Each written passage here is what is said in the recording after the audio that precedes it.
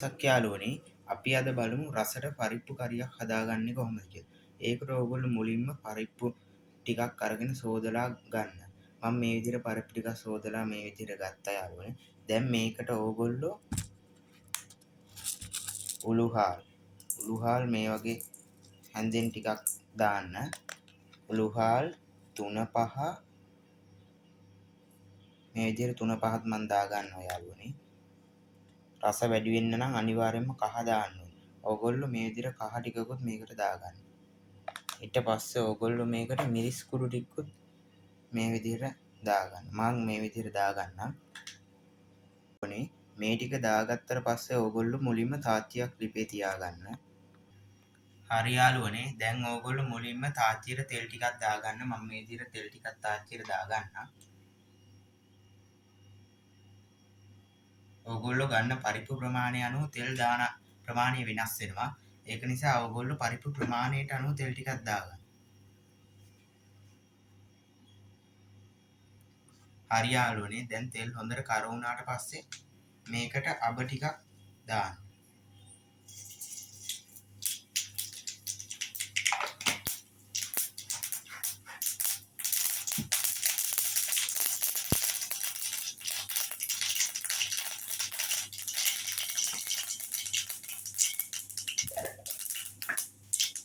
හරි යාළුවනේ මේ තෙල් එකටම කහ ටිකකුත් ඕගොල්ලෝ දාගන්න.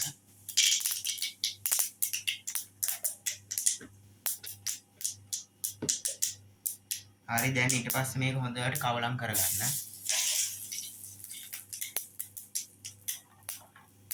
හරි යාළුවනේ දැන් අපි හදාගත්ත පරිප්පු ටික තාච්චියට දාන්න මේ විදිහට.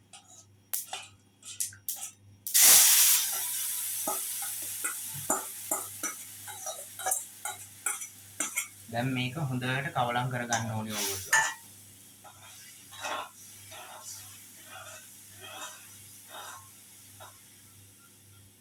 හරි යාළුවනේ විනාඩි 5ක් යනකම් මේක හොඳින් වහලා තියන්න.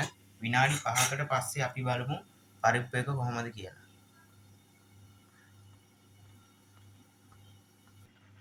හරි යාළුවනේ මේ පරිප්පු එක හරියටම විනාඩි 5කට පස්සේ දැන් ඕගොල්ලෝ මේකට පරිප්පු ප්‍රමාණයට අවශ්‍ය කරන ලුණු ටික දාගන්න. මම මේ විදිහට පරිප්පු එකට ලුණු දාගන්න. දාලා ඕගොල්ලෝ හොඳින් පරිප්පු එක කවලම් කරලා විනාඩි 2ක් වහලා තියන්න.